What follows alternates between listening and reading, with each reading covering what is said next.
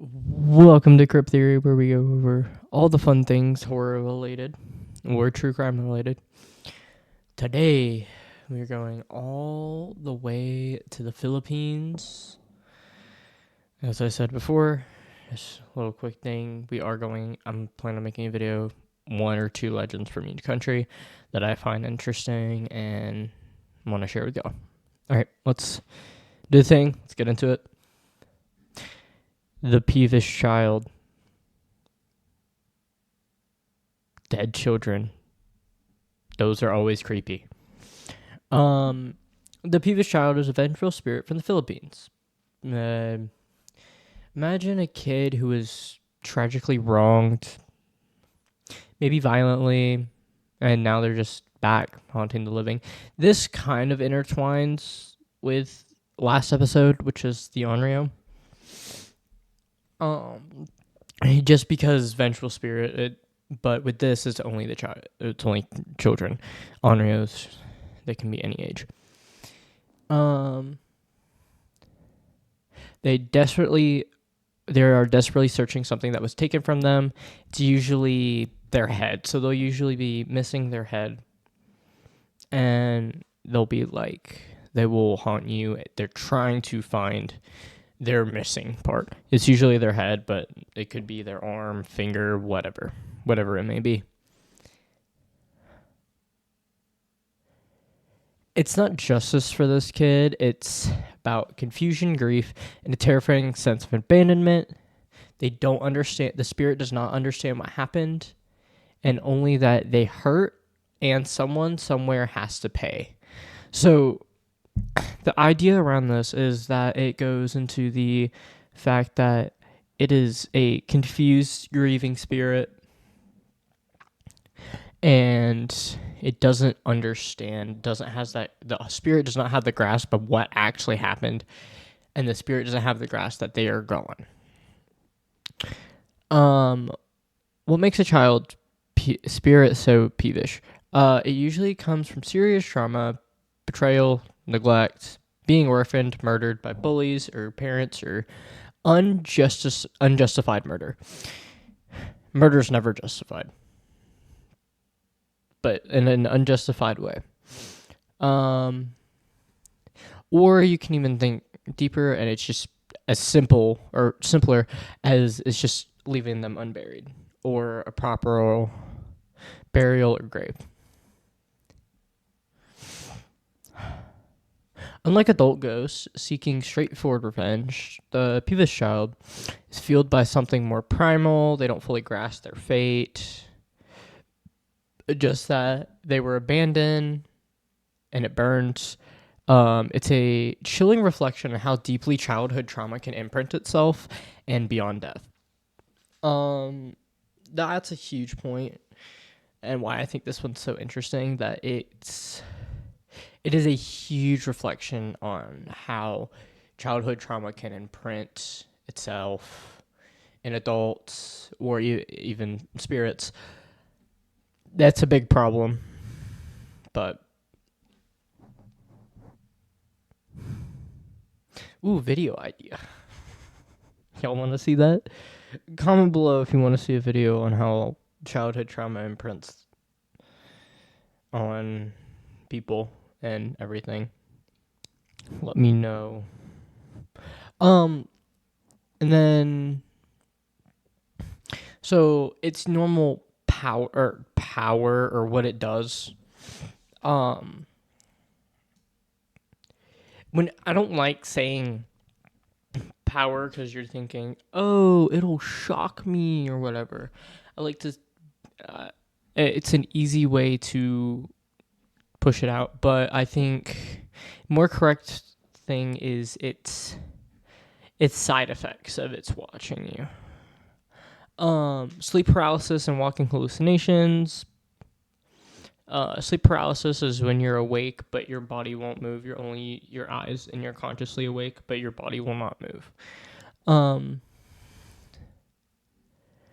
then let's see, walking hallucinations. You should know what those are. Seeing things that aren't actually there. So walking children or something. Twisting limbs and removing toes,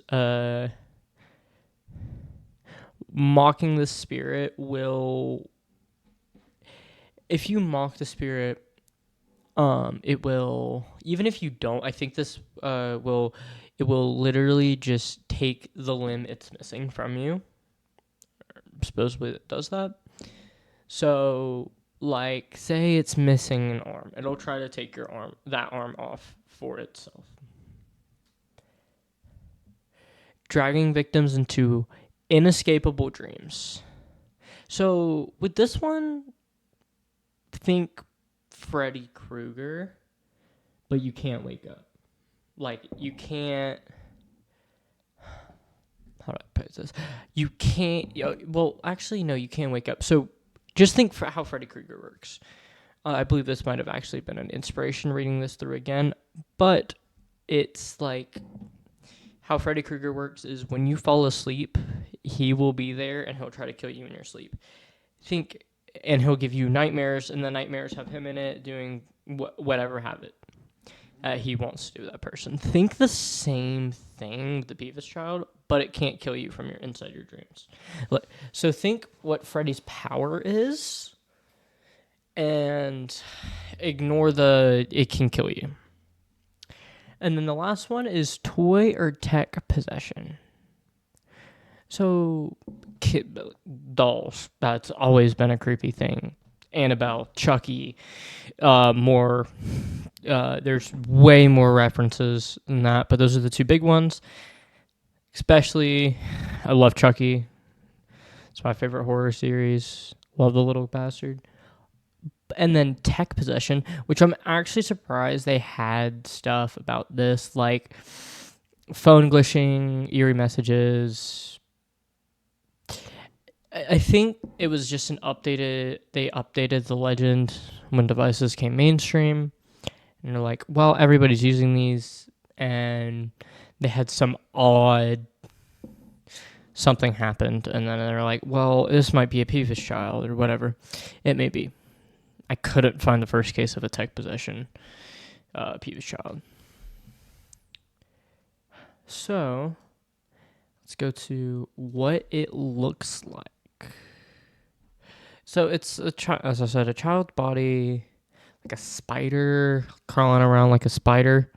That's creepy. And then, or a shadow. It's just like a shadow. Headless with a blurry, flickering face. So they either have no head at all, or it'll be like, think like an Onryo type face. Like it's there, but it's like glitching through. Pale hands, fingers that are way too long, unnatural body. Usually carrying a toy soaked in like some probably blood, or some other dark substance. And then it whispers instead of crying. So you'll hear low murmurs, and it gets louder as the closer it gets. So think any horror game ever. And then it's interesting because it's whispering and not crying. Usually when you see child legends, it's always crying. Then let's go to the historical origins. So where did it come from? Folk roots are in forgotten towns. The legend most likely bubbled up in the post-colonial rural Philippines.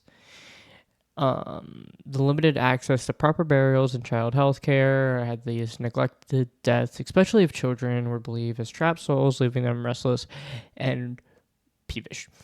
That means it's in the very, very rural part of the Philippines where this legend is from, and it pushes the boundary of this is just a rural legend that spread widely in the Philippines. The local knowledge is even today, elders with many provinces warn kids not to play alone at dusk. Fear the boy with no head tagging along gives you the authentic shiver of this generation. So it's like all the grandparents, all your grandmas have this scary story. Don't be out behind dark. Something's gonna get you. And they use that to scare kids not to stay out too long. Why the legend grew in isolated communities, abandonment, poverty, high child mortality rate in those areas, Catholic influence and animist roots, blend of Catholicism and pre-colonial beliefs means spirits of the unbaptized or improperly buried were considered particularly ruthless or dangerous. And then the guilt-based culture is that it can be seen as a chilling reflection of adult failures to protect the innocent. It's a cultural mirror reflecting unspoken fears and responsibilities upon adults that have had mothers, fathers, grandparents that have had that happen to one of their children, which is very, very sad.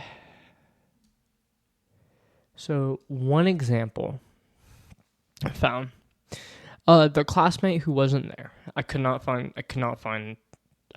this on a Reddit post and I could not re-find the post I found it at. It's a story from a village near Tarlac. It tells of a child who claimed a new boy named Dado joined their class for a week. Dado was quiet, always sat in the back, always clutched up a toy top. No one else saw him, so you could really easily pass this up. Oh, this kid had an imaginary friend. He was young enough. Small imaginary friend. Every day, this child said Dado would ask him in a chilling whisper, "Do you see my head now?" Suddenly, the child who saw Dado was gone from school. His parents found him curled in the bed with a fractured spine and a toy top clutched in his hands. That I found really wild. And that's like, I don't particularly believe in ghosts. I believe there can be supernatural occurrence, but not ghost. Yeah, wow, shocker. I make videos around ghosts and mythical things. But I found that very interesting. I couldn't really find, this is like the most I found on this case. I couldn't find the name or anything. When I was digging, I just found this. I really could not find it. I tried. If any of y'all know what this is or find it, please comment down below what it is. I'd like to check it out more, go in more depth. I tried finding it, I really couldn't. Okay. The famous legend. 3 of the most famous legends. Little short things. The birthday candle game. In some provinces, kids play a dangerous game. They light 5 candles, one of each scent. So, like, one of each different smell. So, think Bath and Body Works, 5 different Bath and Body Works candles. That sounds like hell. If one blows out on its own, the peevish child is near. 2, he's watching all 5. Run like your life depends on it, because it probably does. It's a little kid game, like maybe a teenage sleepover game. Oh, we have these 5 candles. Like, my mom has 5 candles. Let's go. Okay, so 5 are laid out. Let's see. What do we want to do? Okay. Hear the legend. Oh my god, all 5 ran out. Run! It sounds like some sleepover game somebody created, and it just spread. The chalkboard spirit. School legends whisper of him writing message on chalkboards at night. Simple, chilling words like, "Where is it? You lied." Teachers frantically scrub them away, hoping to silence the unseen. So teachers will be like, "Well, this wasn't supposed to be here. Let me just wipe this off real quick before anybody comes in, sees it, because it could affect other people." The Bear in the Box. A particularly disturbing story tells of a small wooden box found behind a church. Inside, an old stuffed bear with dried red stains. Children who touch it are found days later muttering the haunted phrase, "I'm not lost, he is," which I don't know. It's creepy, for sure, unsettling. I'm not sure if the third one is true, the bear in the box. I couldn't really. It was really hard to find anything on this. No deep delve at least.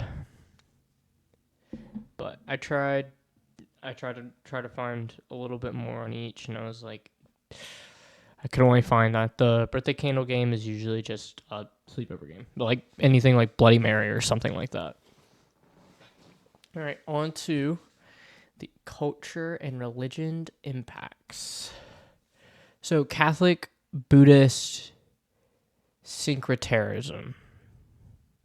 I think that's how you say it. The Philippines have a fascinating blend of Catholicism and indigenous Buddhist influence beliefs. Earthbound souls are a strong part of this tradition, and a child spirit is especially feared, not just for the tragedy, but it's unpredictable and innocent yet terrifyingly confusing. So it's interesting because they, from what I found, is their Catholic beliefs, but they also have it's pretty much a mix of Catholicism and Buddhism, not complete, some more than others, and it's very, very interesting how child spirits, especially in religion, are portrayed. The rituals and protection these are told to be rituals: hanging rosaries on classroom doors, burying toys of a deceased child, or burning them. Supernatural vibes right there. Avoiding saying the words head, play, or toy. Your old wells or forests, super specific. Like any creepy area, any graveyard, old well, old forest, old churches, like anywhere possible that a child could be buried.